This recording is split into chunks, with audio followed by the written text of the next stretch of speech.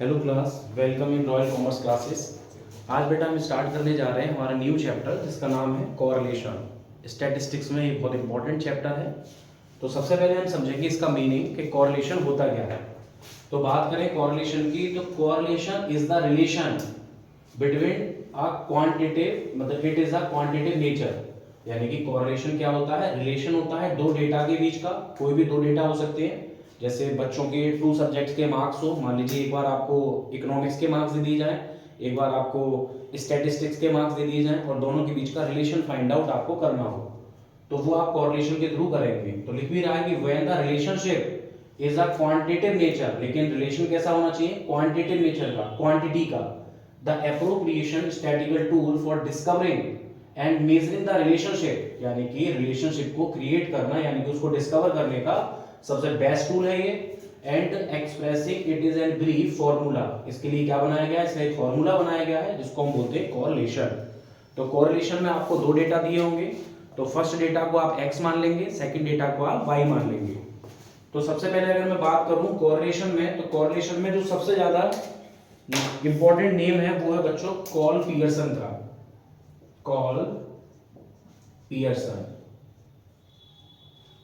Call Pearson का सबसे important नाम है इसमें, और कॉल पियर्सन के ही मेथड से हम लोग कोरिलेशन सीखेंगे। तो पहले मैं आपको कॉल पियर्सन का कोएफिशिएंट ऑफ कोरिलेशन सिखाने जा रहा हूं, और वो भी कौन से मेथड से? पहले हम इसको करेंगे डायरेक्ट मेथड से, डायरेक्ट मेथड। तो फिर समझ लो, कोरिलेशन में आपको कोई भी दो डेटा दिए होंगे, तो कोई भी क्वेश्चन एक ले लेते हैं जिसमें दो डेटा हो हमारे पास। तो जैसा मैं देख पा रहा हूं, एक न्यूमेरिकल है जिसमें हमें एक तरफ स्टैटिस्टिक्स का डेटा दिया है और एक तरफ इकोनॉमिक्स का डेटा दिया है। तो सबसे पहले लिख लीजिए स्टैटिस्टिक्स। तो स्टैटिस्टिक्स का डेटा है 84, 51, 91, 60, 68, 62, 86, 58, 53, 47। ये हमें स्टैटिस्टिक्स के मार्क्स दिए हैं। एक तरफ आपको स्टैट के मार्क्स दिए होंगे, तो एक तरफ आपको दिए हैं इकोनॉमिक्स के मार्क्स। इकोनॉमिक्स, तो इकोनॉमिक्स की अगर मैं बात करूं तो 78, 36, 98, 25, 75, 82, 90, 62, 65 और लास्ट है 39। तो हम क्या करेंगे, जो भी दो डेटा दिए हैं, फर्स्ट डेटा को मान लेंगे x और सेकंड डेटा को मान लेंगे y। अब इन दोनों डेटा के बीच का क्या प्रिपेयर करेंगे? क्वांटिटेटिव रिलेशन, यानी क्वांटिटी में कैसा रिलेशन है दोनों के बीच का, और वो हम फाइंड कर रहे हैं कॉल पियर्सन के मेथड से। तो सबसे पहले क्या करेंगे हम लोग, ये जो x है, इस x का हम फाइंड करेंगे dx। x से क्या फाइंड करेंगे? dx। कैसे आएगा? सबसे पहले x का टोटल करिए, x का टोटल, चलिए x का टोटल करते हैं। 84, 51, 91, 60, 68, 62, 86, 58, 53, 47, ये टोटल आया 660। अब ये नंबर्स कितने हैं टोटल? 1 2 3 4 5 6 7 8 9 10। तो 10 से इसको डिवाइड कर दीजिए, तो ये आपका मीन फाइंड हो जाएगा। क्या फाइंड हो जाएगा? मीन। तो मीन कितना आ गया? 66।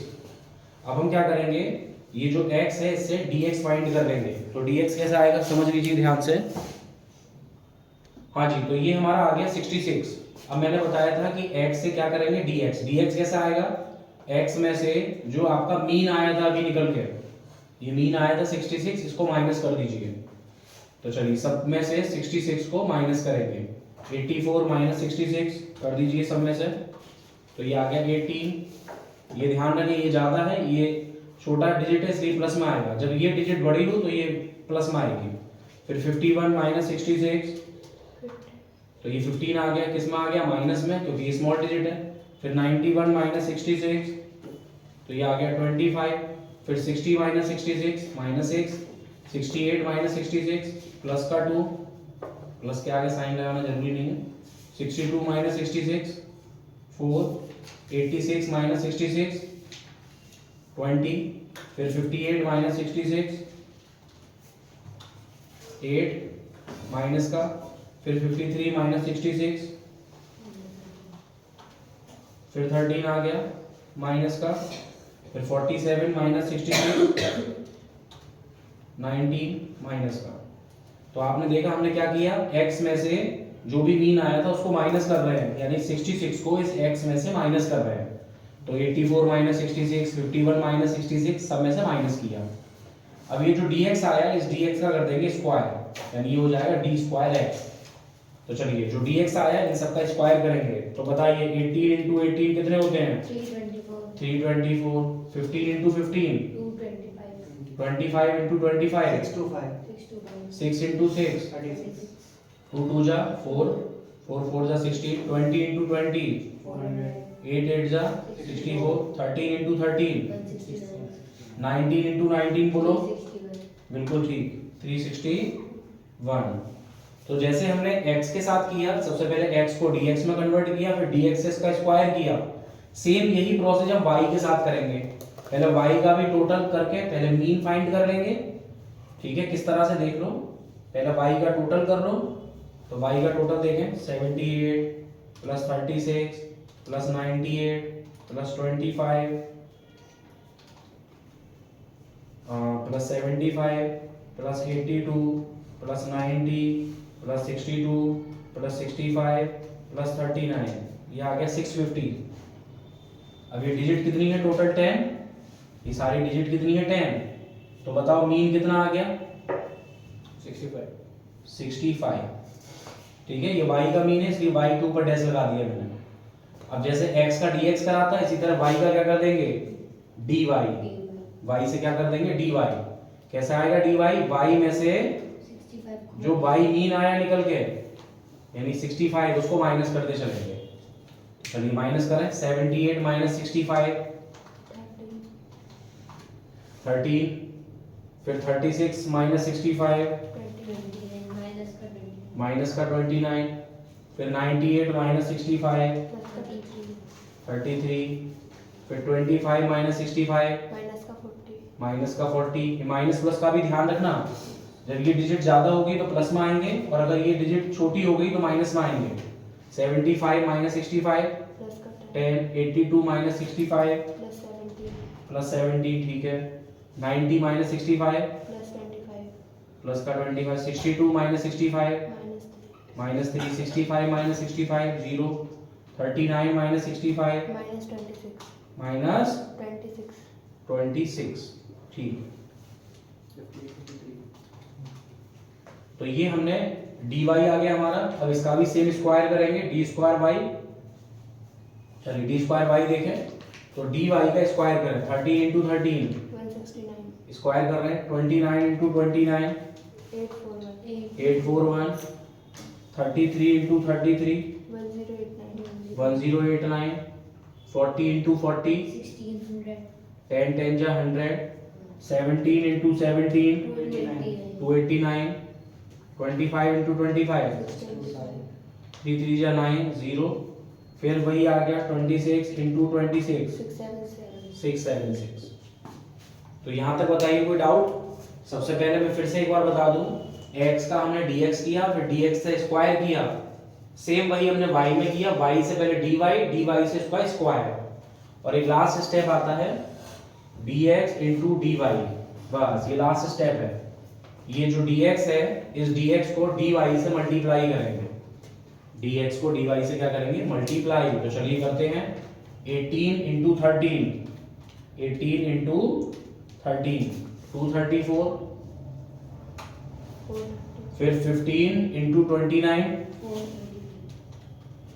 435, फिर नेक्स्ट देखें 25 इंटू 33 825, फिर नेक्स्ट 6 को मल्टीप्लाई करो 40 से 240, फिर 2 को 10 से करो 20, फिर 4 को 17 से 68। लेकिन यहाँ ध्यान रखना ये माइनस का था ये प्लस का है, तो माइनस का आ जाएगा कितना 68, ठीक है। फिर 20 इंटू 25 500, फिर 8 इंटू 3, 8 3 जा 24, फिर 13 इंटू 0 0, फिर 19 इंटू 26 494। बस इतना करने के बाद क्या करेंगे, अब हम इनका टोटल लगाएंगे। टोटल किस किस का जरूरी होता है लगना डायरेक्ट मेथड में? एक तो सिग्मा डी स्क्वायर एक्स का टोटल लगाइए जरूर, एक सिग्मा डी वाई स्क्वायर का टोटल, डी स्क्वायर वाई का टोटल, और लास्ट में सिग्मा डी एक्स और डी वाई का टोटल। चलिए इनके टोटल लगाइए फटाफट। पहले डी स्क्वायर वाई, फिर sorry d square x, d square y और डी एक्स डी वाई। आप जब तक टोटल लगाएं मैं वहां पे इसका फॉर्मूला लिखता हूँ। तो याद रखें कोरिलेशन को हम आर से शो करते हैं, आर, ठीक है। कोरिलेशन का फॉर्मूला क्या होता है? Sigma d x d y upon sigma d square x into sigma d square y, और ये आ जाता है अंडर रूट में। ये फॉर्मूला है कोरिलेशन का, ध्यान से देख लीजिए। अब इसका टोटल देखें आप लोग, डी एक्स डी वाई का टोटल किया 2704 आया, डी स्क्वायर वाई का टोटल किया 5398 आया, और डी स्क्वायर एक्स का टोटल किया तो 2224 आया। डी एक्स और डी वाई की टोटल की रिक्वायरमेंट है नहीं, अगर आप करेंगे भी तो इसका 0 आएगा। डी एक्स डी वाई का टोटल 0। अब फॉर्मूला पुट कर लेते हैं डी एक्स डी वाई। तो डी एक्स डी वाई कितना है? 2704 अपॉन अंडर रूट, सबसे पहले डी स्क्वायर एक्स देख लीजिए 2224 और मल्टीप्लाई 5398,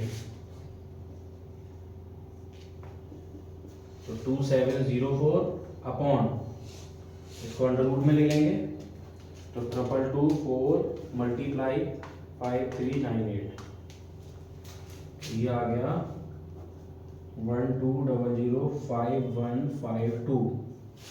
अब इसका अंडर रूट करेंगे, अंडर रूट सभी को आना चाहिए, अदरवाइज अंडर रूट की एक अलग क्लास लगा देंगे, ठीक है।